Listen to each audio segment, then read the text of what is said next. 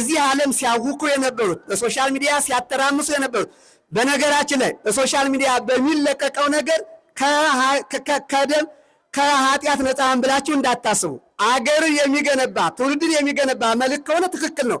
ትውልድን የሚያፈርስ መልእክት ሲያስተላልፍ የነበረው ሁሉ እርግጠኛ ነኝ በዚያን ቀን ይጠቀሳል ይጠራል። ምክንያቱም በዚህ ቃል መሰረት በርካቶቹ ተሰናክለዋልና፣ በርካቶቹ ሕይወታቸው አልፏልና፣ በርካቶቹ በሕይወት መኖር እየቻሉ በሕይወት እንዳይኖሩ አድርጓልና እንዲህ አይነት የሚያደርጉ ሁሉ መጨረሻ ላይ ይጠየቃሉ። ምናልባት ተጸጽተው ንስሐ ካልገቡ በስተቀር በግራ ይቆሙና ጥያቄያቸውን ያገኛሉ። መጨረሻ ላይ ሐሳዊ መሲህ ፀሐይን ሳይዝ ይዞ ይመጣል፣ ጨረቃንም በምታት ይዞ ይመጣል። የሱ የሆኑትንም ይገላል፣ ያመኑበትንም ይገላል፣ ያላመኑበትንም ይገላል ማለት። እነዚህ ጎግ ማጎግ የሚባሉት እነዚህ ይቀጥላሉ፣ ሁሉም ያልቃሉ ማለት ነው። ካለቁ በኋላ በምድር ላይ አጠቃላይ ሰው የሚባል ሙሉ ያልቅና መሬት ለ7 ቀን ሰላሟን ታገኛለች ይችላል። ከዛ በፊት 8ቱ ነፋሳተ መዓት የሚባሉ አሉ። መሬቱን ተራራውን ሁሉ ዛሬ እነ ኤቨረስት እነ ኪሊማንጃሮ እነ ዳሽን ተራራ ወይም ራስ ደጀን ተራራ እነዚህ ሁሉ ሙሉ ይሆንና አስፋልት ይሆናሉ ይላል። ልክ እንዳውድማ ገበሬ ፍሬውን ከግርዱ ለመለየት በፈለገ ጊዜ ምንድነው የሚያደርገው ሲባል አውድማ ያወጣል። ከዛ በኋላ እዛ ላይ ይወቃል። እዛ ላይ ከወቃ በኋላ ምርቱን ከግርዱ ይለያል።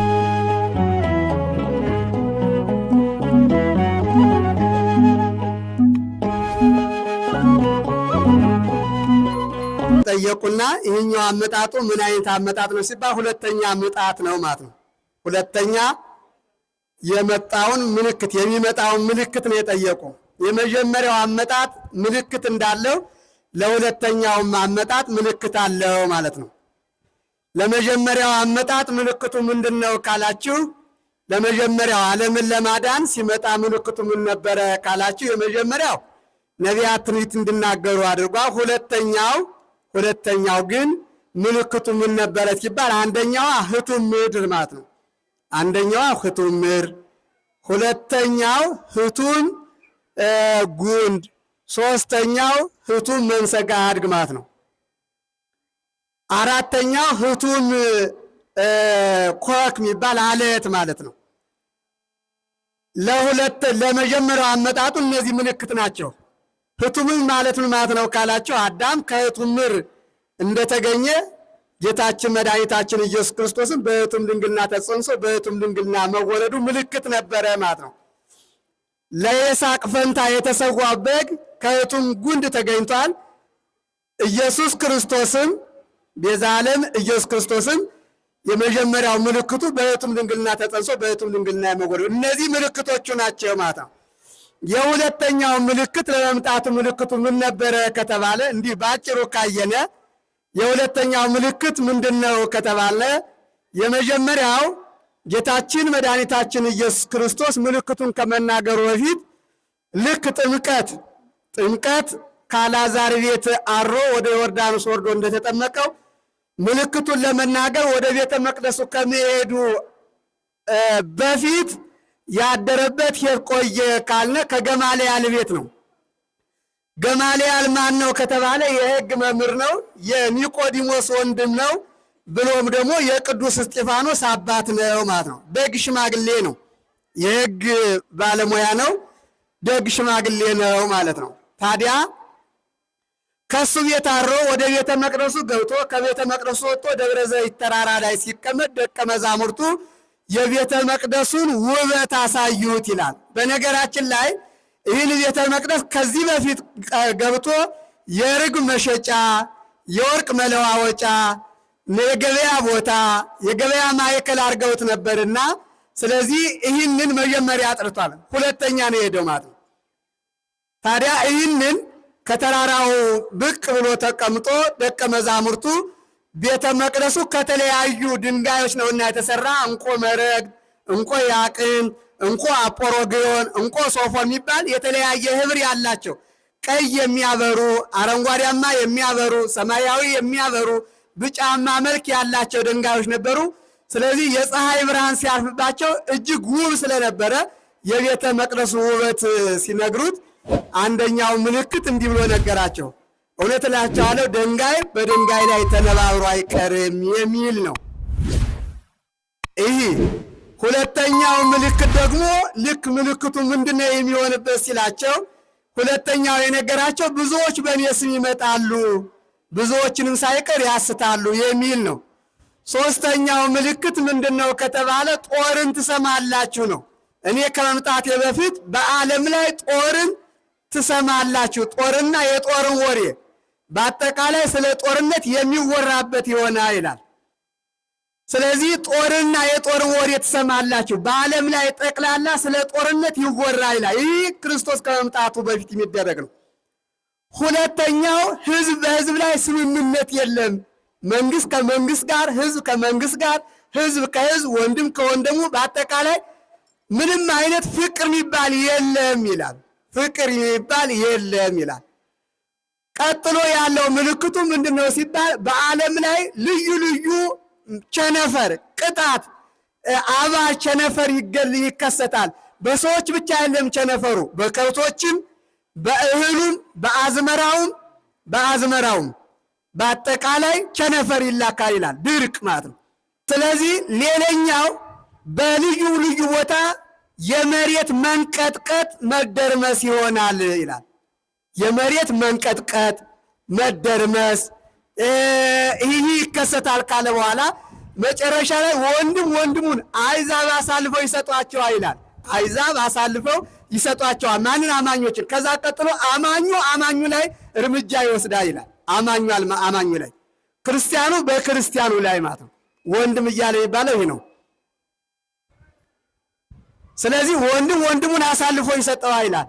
እምብዛ አመፃ ወከይት ሲያቆስ ከዚህ ሁሉ መከራ ብዛት የተነሳ ፍቅር ከብዙ ቦታ ላይ ትቀዘቅዛለች። እነዚህ ክርስቶስ ከመምጣቱ በፊት የሚደረጉ ምልክቶች ናቸው። ምልክቶች ይህ ካለ በኋላ ሌላ ምልክት ያመጣል። ያን ጊዜ የርኩሰት ስራ በቤተ መቅደሱ ላይ ይታያል ይላል። የርኩሰት ስራ አደገኛ የሆነ ማለት ነው። ይህ ምልክት ነው። የርኩሰት ስራ በመቅደሱ ላይ ይታያል። ይህ በሚታይበት ክፍለ ጊዜው እንደደረሰ እወቁ ይላል። ይቀጥላል። በለስ ያለ ጊዜዋ ታለመልማለች፣ አሁንም ጊዜው እንደደረሰ እወቁ ይላል። ጊዜው እነዚህ ምልክቶች ናቸው ማለት ነው። 10 አይነት ይህ የማቴዎስ ወንጌል ምዕራፍ 24ን በ10 እንከፍለዋለን ማለት። መጨረሻ ላይ ግን ይህ ከተደረገ በኋላ ማን ብቅ ይላል ሲባል ያው ሐሳዊ መሲህ ማለት ነው። ሐሳዊ መሲህ ይከሰታል፣ ብቅ ይላል ማለት ነው። ይወለዳል።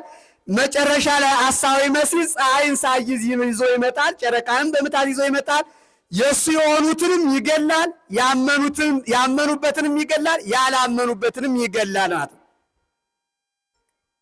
ሁለቱንም ያደርጋል። ያመኑበትን ይገላል፣ ያላመኑበትንም ይገላል ማለት ነው። በዚህ ክፍለ ጊዜ የተሰወሩ እነ ሄኖክ እነ ኤልያስ ይመጣሉ። የመጨረሻ ላይ እንዳይቀበል ያደርጉታል ማለት ነው። ይመጣሉ። ቅዱስ ሚካኤል የታሰሩበትን ሐብል ይፈታላቸዋል። ሁለቱ ይገጥማሉ።